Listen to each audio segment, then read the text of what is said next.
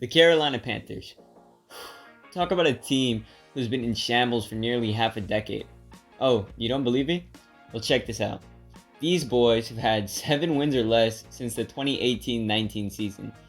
And if you look at the records and tell me this ain't worse than mediocre, I have no respect for you. And you might be thinking, well, what caused Carolina to perform so poorly for the last 5 seasons?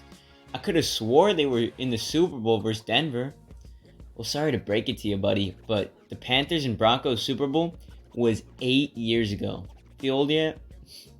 And one of the biggest differences between the Super Bowl Panthers and the Panthers as of late is the fact that they haven't had a true superstar behind the O-line since, well, Cam Newton. And I know that he wasn't the only reason Carolina got there in 2015.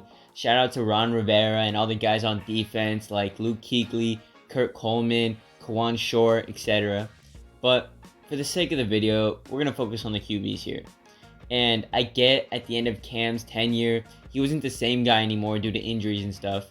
So QB-wise, I'll cut the Panthers some slack for the end of the Newton era, which lasted all the way till 2018 when they went 7-9. But since Cam, the QB locker room has been pretty disgusting, and I think all the Panthers fans could agree with me when I say that. I mean, in 2019, their QB for 13 games that season was Kyle Allen, who threw 17 touchdowns and 16 picks, while leading the team to a 5-7 record in the games that he played in, and had about a QBR of 38.3. Talk about mid. And following that mess of a season was the 2020 COVID era. No fans in the stands, where everyone and their mother was getting sick. And so you'd think some of the bad teams would be able to slip through the cracks and have a sneaky good season, right? Well, the Panthers weren't one of those teams, because they'd finished the year with just another 5-win season. But this time with a whole new average QB at the helm in Teddy Bridgewater. I mean, this guy started a majority of the season playing in 15 of the 16 games while managing to only throw 15 touchdowns and barely reach 3,700 throwing yards. Like, I love the dude in Minnesota before he had that nasty injury. Loved him, but he's just not that guy anymore. And if you thought those 2 previous years were bad, just wait till you hear what happened for Carolina QB-wise last season. But before we get into it, make sure to like and subscribe and, sub to the video, because it really helps. It really helps the channel grow. Try to be the 100th subscriber, We're like super close. Just try to be that 100th. It'd be cool. So, after 2 bad seasons, the Panthers got pretty desperate, to the point where they traded for Sam Darnold heading into the 2021 season, while picking up XFL star PJ Walker as a backup. And after a strong 3-0 start, Sammy D started seeing ghosts again, because after week 9, the boy would have Carolina at a 4-5 record, before fracturing his shoulder and being sidelined for 7 weeks.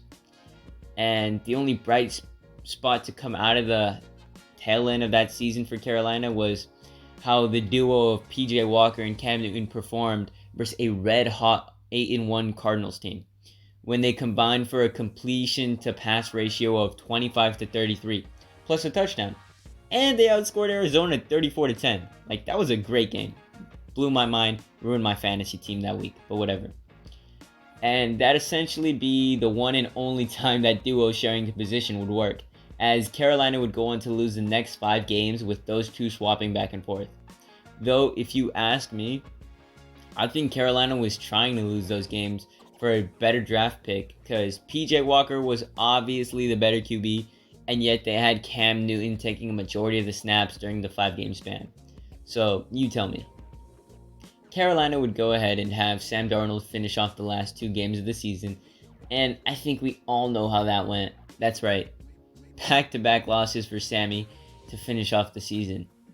And that brings us to present day, where heading into the 2022 season, Carolina has no definite starter.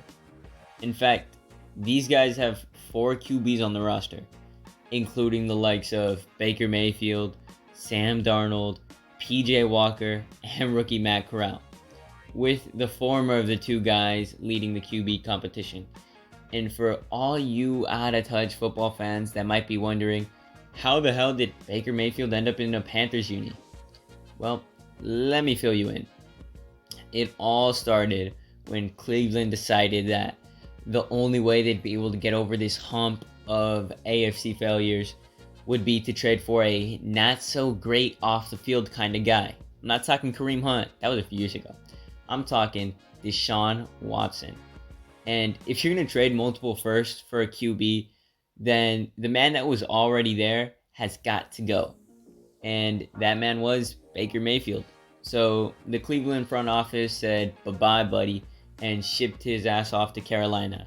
Which is kind of wild because Baker was the QB to pull him from an 0-16, 1-15 type season into the playoffs. Like, he did that. I mean, sure, there was a bunch of other players on the team, but Baker was a major factor for that team. And for them to just ship him out for Deshaun Watson, who might not even play, mind-blowing. But, well, whatever. We talked about Deshaun Watson in the last video. Let's keep it moving. Now that y'all are caught up, let's get to the QB competition. Straight out of the gate, head coach Matt Rule came out and said, the starter is determined based off of everything to do with how they perform in practice. And what he says is oh so very important because this is the dude that's going to be making the decisions, you know? And he said he really likes Darnold's incubate status as a starter, Mayfield's playoff experience, Corral's work ethic as a rookie, and PJ Walker's 2 career starts. Both dubs, by the way.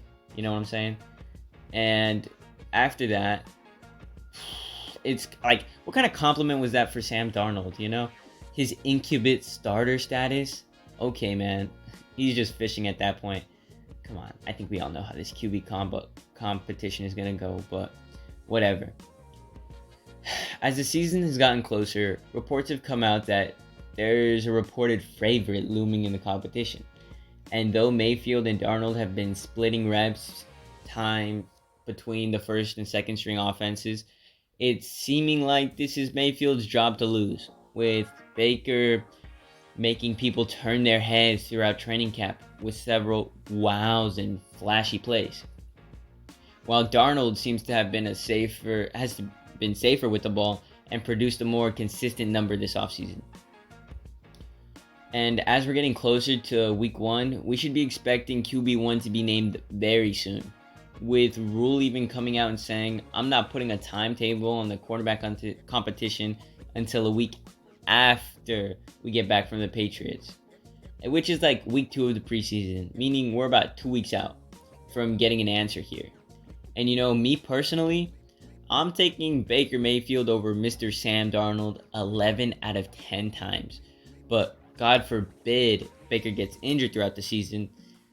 If I'm being 100% here, I have PJ Walker coming in as a backup for Baker in Carolina if the Panthers are in playoff contention.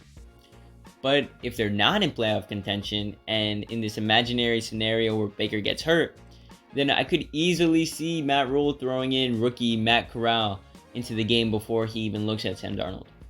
Because as safe of a pick as Darnold has been throughout his career, I see him as a third stringer behind PJ Walker on this team. Because Sammy D was a whole lot of mid in his time with Carolina last season. But that's just me, you know. Anyway, I'll see y'all next time. Deuces.